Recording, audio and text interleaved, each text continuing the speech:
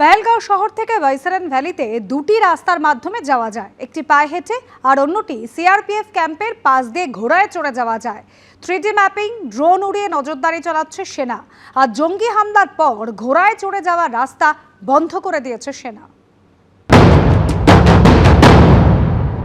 পেহেলগাঁও শহর থেকে বাইসারান ভ্যালিতে যাওয়ার যে রাস্তা রয়েছে তা দুটো ভাগে বিভক্ত।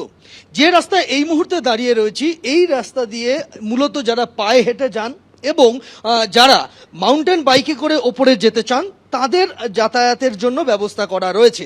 আর আরেকটি রাস্তা যেটা সিআরপিএফ ক্যাম্প রয়েছে, সেই সিআরপিএফ ক্যাম্পের পাশ দিয়ে যাচ্ছে, সেখানে মূলত ঘোড়ায় চড়ে যারা ওপরে যেতে চাইছিলেন সেই পথে তাদের নিয়ে যাওয়া হতো।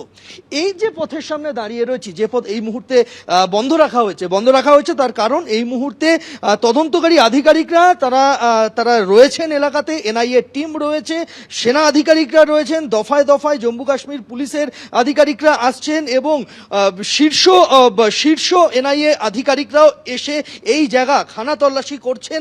3D ম্যাপিং করা হচ্ছে গোটা এলাকার, এর পাশাপাশি সেখানে ড্রোন উড়িয়ে নজরদারিও চলছে। তো সেই জায়গায় যাওয়ার যে পথ তা এই পয়েন্টের পর থেকে কিন্তু বন্ধ করে রাখা হয়েছে, সবার জন্যই বন্ধ। যারা স্থানীয় মেষপালক রয়েছেন তাদের জন্য বন্ধ। আমরা দেখতে পাচ্ছি যে ওপরে সে সমস্ত পনি চালক বা ঘোড়া যারা নিয়ে ওপরে পর্যটকদের পৌঁছাতেন, তারা এখানে এই মুহূর্তে কার্যত কাজহীন।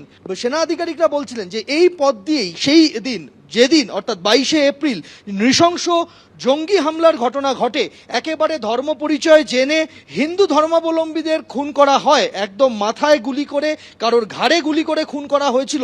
তারপর মৃতদেহগুলি যখন নামানো হয়, স্বাভাবিকভাবেই যে পথ ঘোড়ায় চলা পথ, সেখান দিয়ে মৃতদেহ নামানো যায়নি। এই পথ দিয়েই, যেটা তুলনামূলক একটু ভালো, যেখানে পায়ে চলার মতো জায়গা রয়েছে, স্ট্রেচার নামানো যাবে, মাউন্টেন বাইক চলাচল করতে পারে, সেই জায়গা দিয়েই কিন্তু মৃতদেহগুলি পরপর নামানো হয়েছিল। 26টি মৃতদেহ নিয়ে যাওয়া হয়েছিল পেহেলগাঁওতে। আর এই পথ কিন্তু এই মুহূর্তে বন্ধ রয়েছে। আমরা দেখতে পাচ্ছি যে এখানে সেনা কর্মীরা তারা মোতায়েন রয়েছেন, সেনা জওয়ানদের মোতায়েন করা হয়েছে, তারা প্রত্যেকটা মুহূর্তে নজরদারি চালাচ্ছেন।